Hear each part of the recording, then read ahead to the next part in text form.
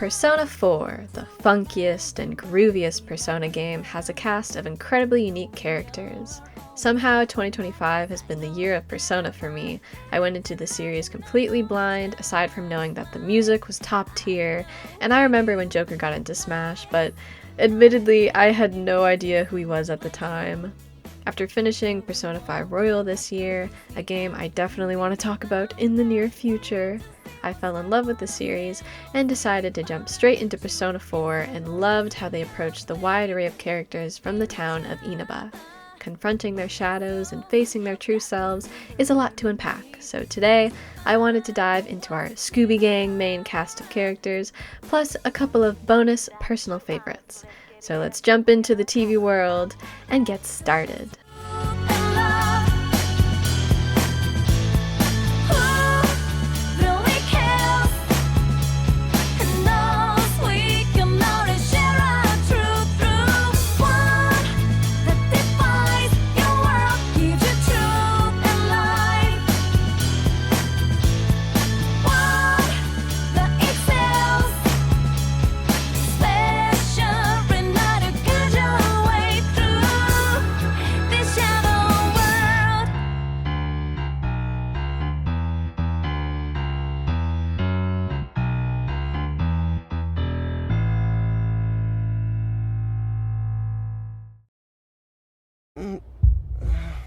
Hey, not that I care, but do you really swing that way? Huh? What way? I mean, I'm not judging or anything, it's cool, but since we're sharing a tent and all, No. Yosuke Hanamura is a city boy just like our protagonist. He moved to the town of Inaba due to his dad being a manager at Junes, a Walmart conglomerate-like chain store that's taken over business in the tiny town. I do like Yosuke's design. He has headphones with him 24/7, and yet we never hear him talk about music, like ever. But he's got really good outfits, man. I love his red pants look, and especially his snowboarding outfit. Ooh, I love it so much. I constantly think about it. It's just amazing. 100,000,000 points to Yosuke for his snowboarding outfit. Good job, good job. I really wanted to like Yosuke, and sometimes I do, don't get me wrong. At the beginning of the game, he's such a breath of fresh air, sharing his deductions with everyone, and we believe him. We take him seriously instead of the annoying trope of characters going, "What? That's ridiculous. You're crazy, man. What the fuck are you talking about?" It's awesome that everyone believes in the TV world instead of acting confused by it all the time. As much as I love Ryuji, I do hate how Atlus used my man as a vehicle for constantly acting confused. I love for real, but Jesus Christ, he says it way too much at the beginning of the game. Anyways, Yosuke starts out so strong, especially when he confronts his shadow and comes to terms with Saki's true impression of him. He becomes your bestie so quickly. He makes a great best friend. But then, something changes. Yosuke turns into a horny teenage boy who's homophobic!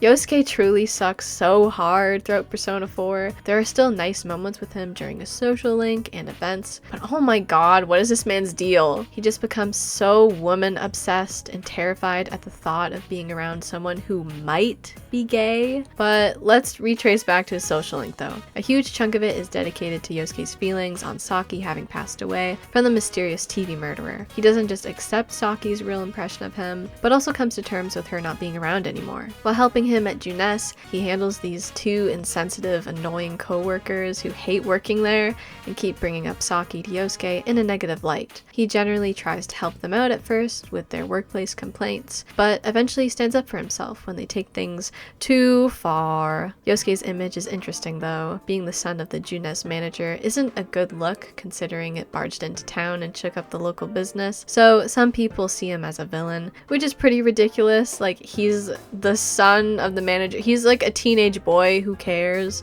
But I can understand the sentiment. That's why it means a lot when Saki was nice to him. It felt like life was worth living in Inaba, even more so when he saw investigating the murders as a chance to be some kind of town hero. His confession on the riverbank explores all of this. Rank 8 is great. You see the real Yosuke. And then there's the hug. He says hugs are for girls, and I hate that he says that. Like, what is wrong with you, Yosuke? But he still feels comfortable enough to literally cry in your arms, so whatever, man. Rank 9 has Yosuke saying that you're special to him, and it feels like there's a certain kind of undertone to that line.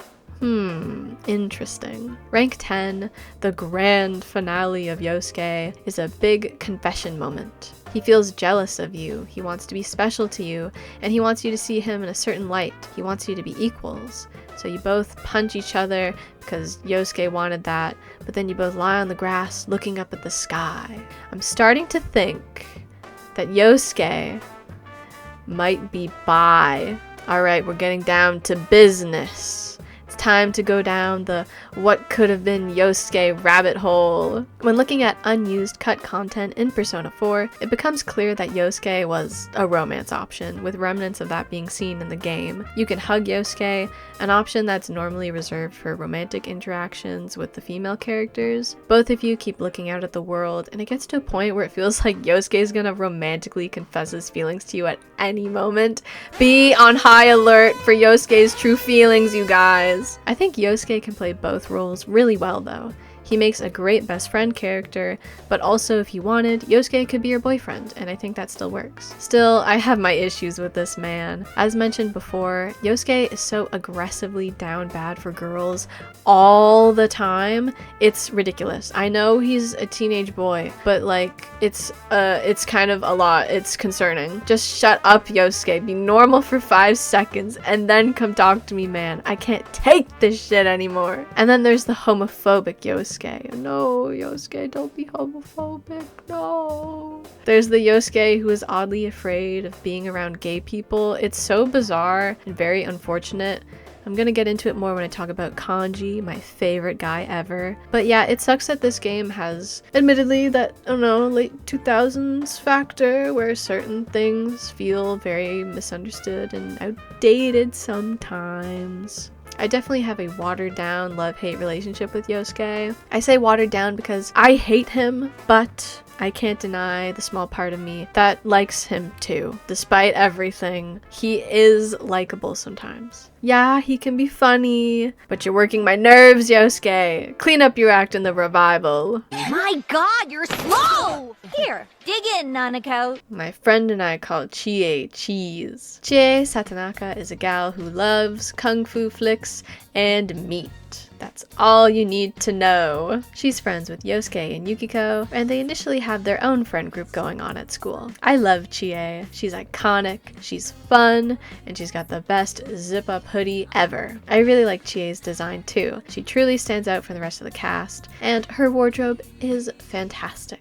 I love her looks. You go, Chie. Her social link heavily consists of kung fu training because she wants to be prepared when you fight the shadows. But of course, there are other situations sprinkled in, like when you eat out together and deal with some sketchy individuals. Chie is upbeat and has plenty of funny little quirks. I like her attitude. She's just a great character to have around, so I thought that going through her social link was fun. There's this dickwad Takeshi who starts causing trouble for you guys, so you both gotta deal with the sketchy folks he's mixed up with. It would be nice if you got to beat a gang up together, and you almost do, except you don't, because I guess that's too immoral for the game. Chie is always looking out for Yukiko. She generally worries about protecting her and wanting to be there for her best friend, something which goes into Yukiko's own social link and her independent struggles. I do wish Chie's social link was more about her though.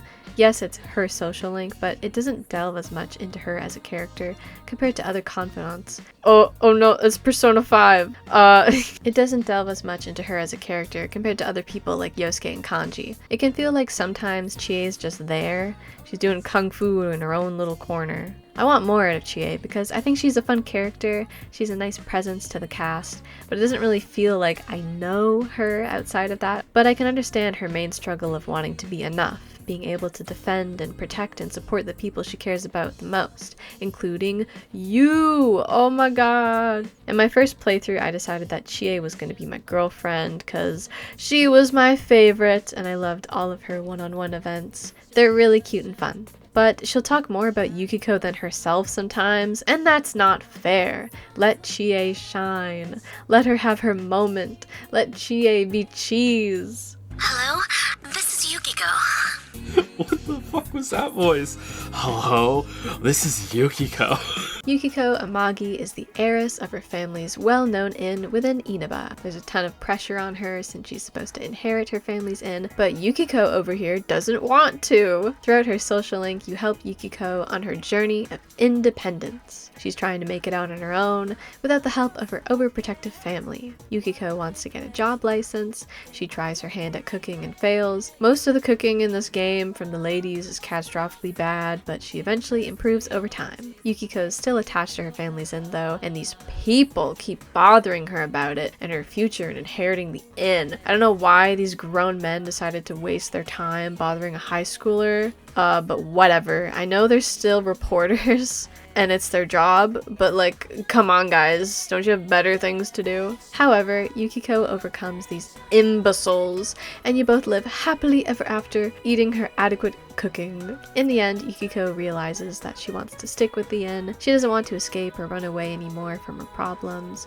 She wants to stay in Inaba with you. Even though I personally never felt the need to rush over to Yukiko, I do like her. She's her own kind of character, from her endless bursts of laughter to her more naive / innocent side, I guess is how I would put it. Her acting drunk off of literally nothing was very fun. That entire nightclub scene goes crazy. Yukiko also has cute looks. I think her design is solid, and she definitely loves the color red. Good outfits. Very good outfits. Across the entire game, Yukiko's a great addition. She's chill and fun. We love Yukiko.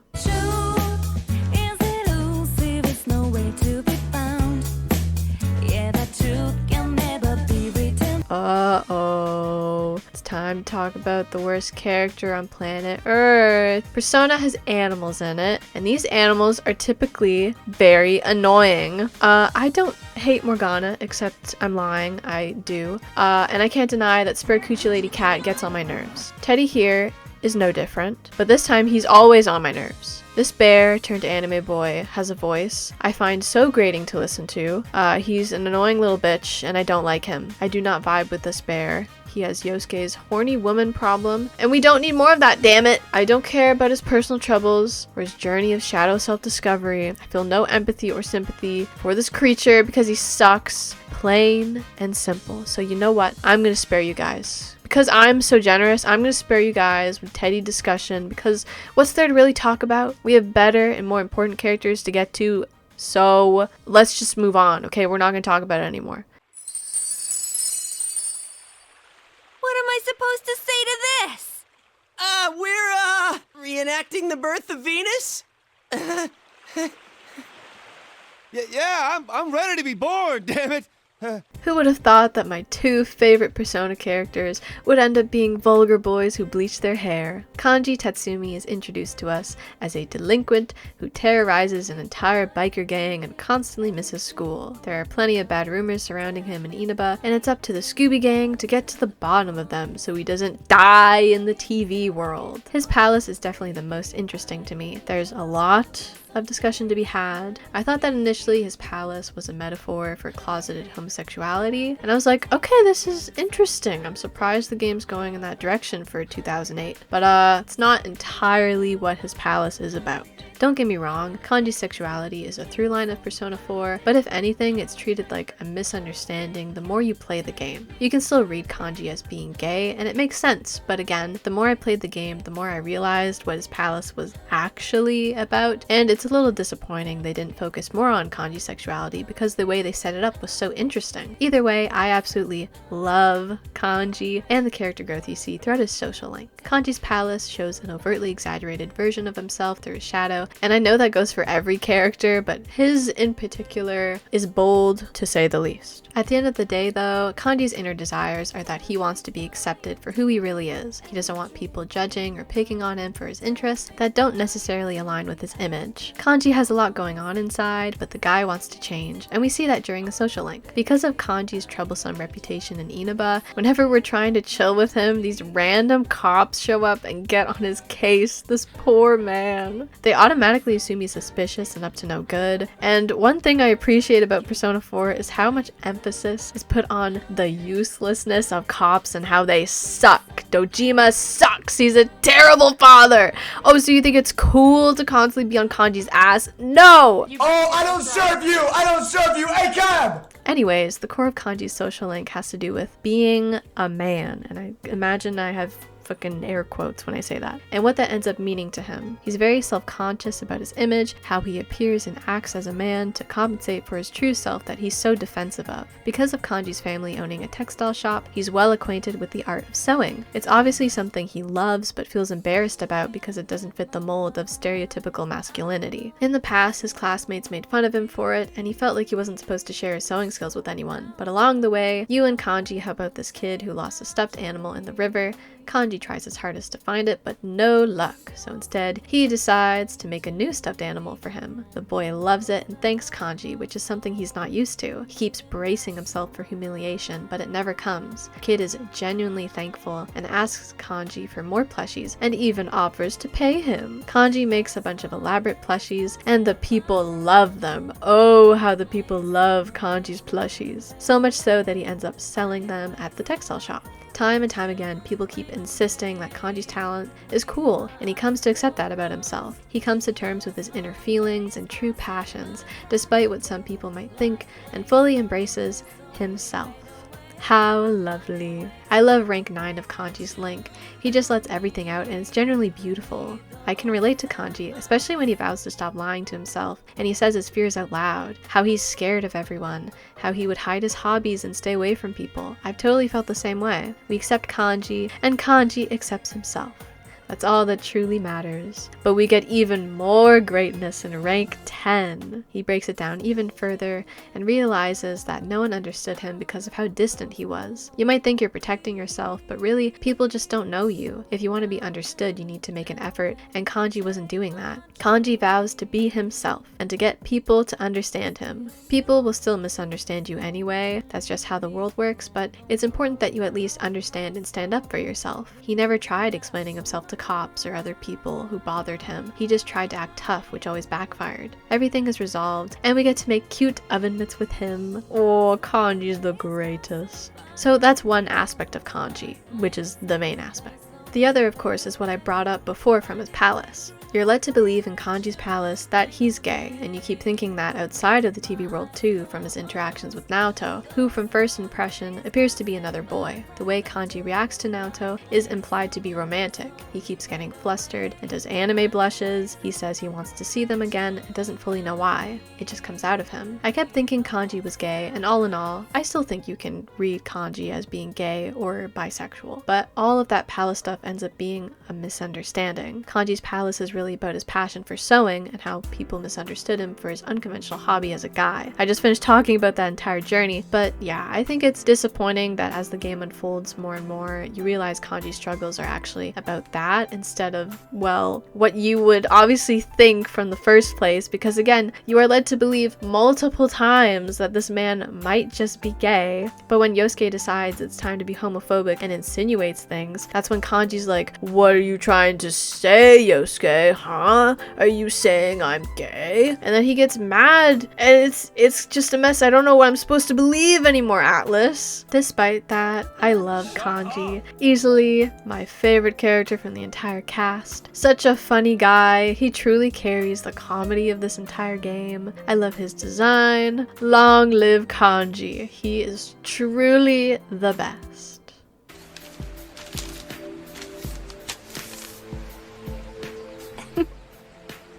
You suck. Rise loves you. She loves you so much. You don't even have to do anything. She just loves you because she's so into you. Whoa! Rise Kujikawa, or Rosette, is an idol who goes on hiatus while working at her grandmother's tofu shop in Inaba. Despite her inherent love for you, Rise is a fun character. Her stance alone goes crazy. She's not my favorite, but oddly enough, I love spending my evening chats with her. I think the combos you can have and options to choose from are really funny. Rise's palace is interesting.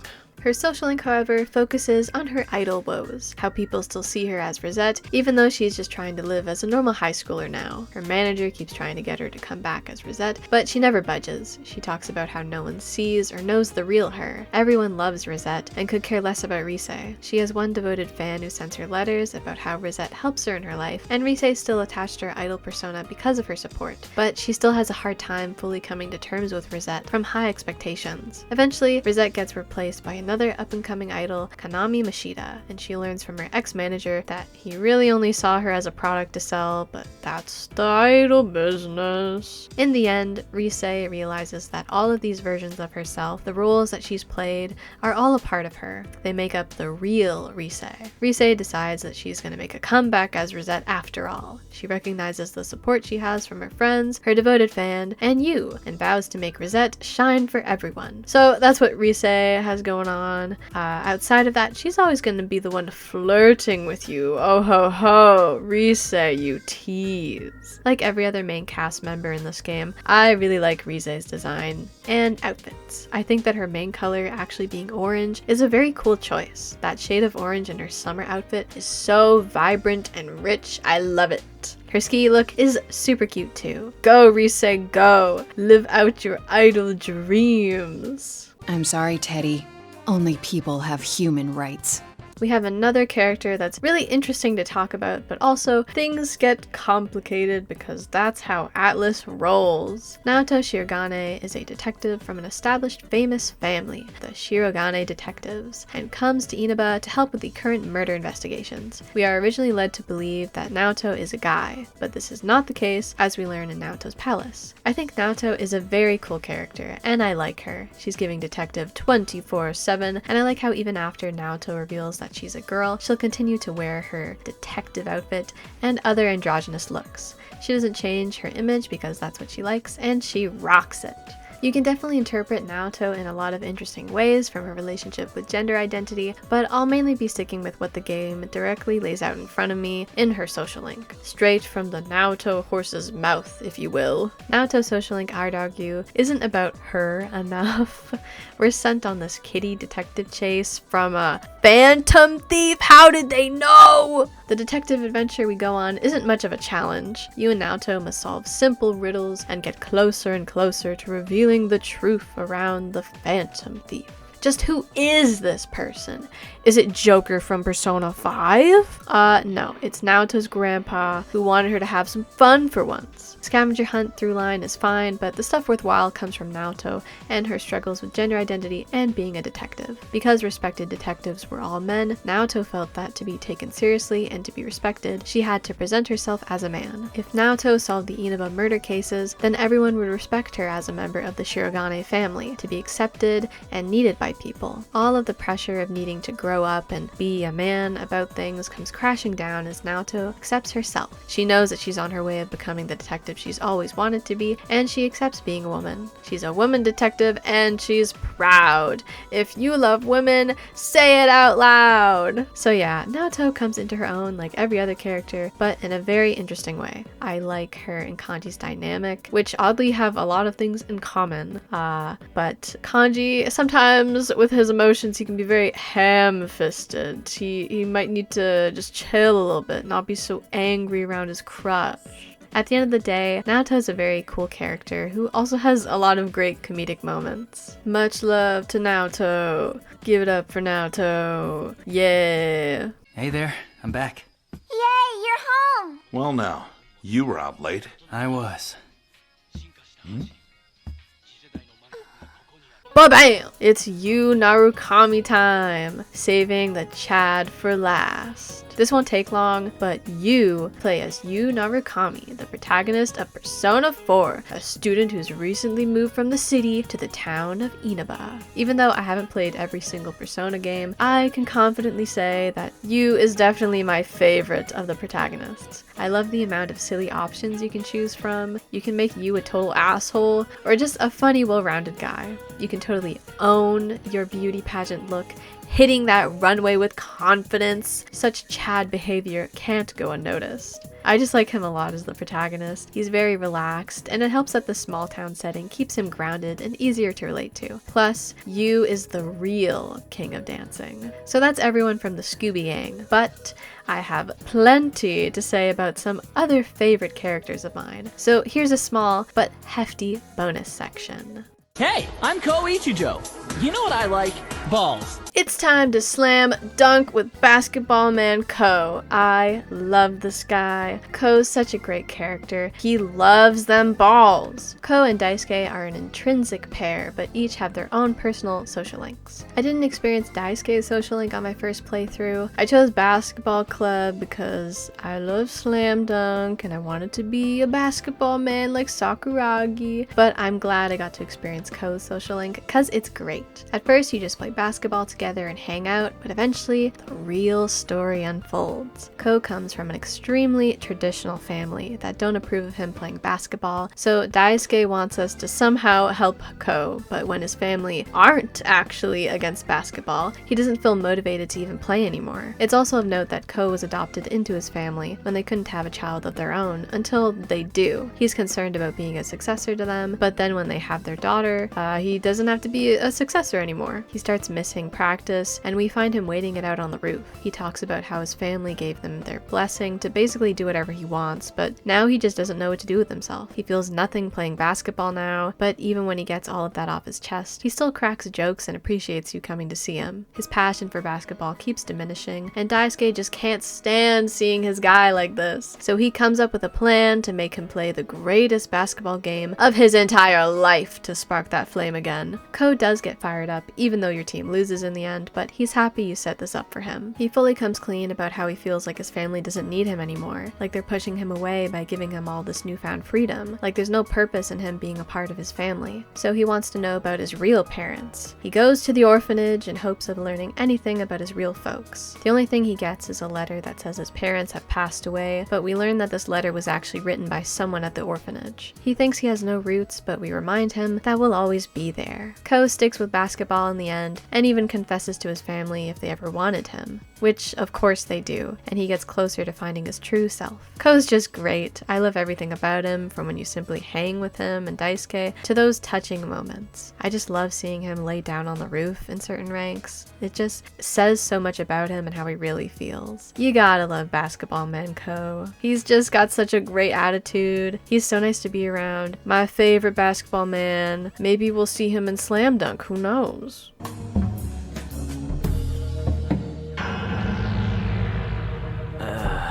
Miss Diva I is awesome. Yes, she's mean and vain at first, but this is a video game. Obviously, there's more than meets the eye, and I'm so happy I finished her entire story. It's thanks to Ai's social link where we learn that Ko has to piss like a racehorse and has a crush on Chie. I thought that was cute. I kind of see it. I can see the vision. But also, him and Daisuke make a lot of sense. Ai starts out as the sports team's manager, but promises to literally do nothing. She's just there for credit. Miss Diva Ai has the best outfits. And her hair, incredible. Initially, you start out skipping school and going shopping with Ai. The game paints her out to be materialistic, your typical high school mean girl, but that naturally fades away over time. Things hit a turning point when some guys talk behind her back, and you and Ko tell them to back off, and she appreciates you. She briefly has a crush on Ko after he stood up for her, and that's when we learn Ko likes Chie from the detective mission Ai sends us on to discover Ko's secret crush. And I think that the scene is so funny, just him needing to fucking go to the bathroom and you having to be like, so who do you have a crush on, man? Ai is not happy about this news. She kind of almost jumps off a building, but we reel her back. She breaks down about how she thought guys only like pretty girls, and first of all, wow, the chie slander is real here, but if she's not seen as pretty to guys, then what's the point? She comes clean about her past, how she used to look completely different, was bullied for her appearance, her family was poor, but her life changed when her family got rich. She started life anew in Inaba, and transformed herself to be the apple of everyone's eye. If she's not pretty, then how can she be loved? After she's had time to come to her senses, Ai reflects on herself. Why she shops so much and tries to keep up appearances. She's always done what an ideal girl would do instead of what I would do. She lists off all of her preferences, and I love this scene. You actually get a sense of who Ai really is, and she's great. She finally feels at peace being herself and letting go of her fake image. She doesn't need it anymore. She stands up for herself when some shitty guy talks down to her and confesses her feelings to you. Even if you reject her, she's still happy that she was able to be honest. Like everyone else in Persona 4, her conclusion is coming to terms with her true self, and being along for that journey is very fun. I love Ai. I thought her social link was really sweet and well worth sticking around for. You go, Ai. You strut your stuff. And there you have it. Breaking down Persona 4's characters is kind of complicated for obvious reasons. I didn't talk about every single character because honestly, I don't have big opinions on everybody, but I wanted to focus on the main detective crew, cause how could I not? Let me know if you have any extra thoughts down in the comments, and go YouTube crazy on this video, guys. Adachi will find you if you don't like this video. Thanks for watching, and I'll catch you guys next time. Bye bye!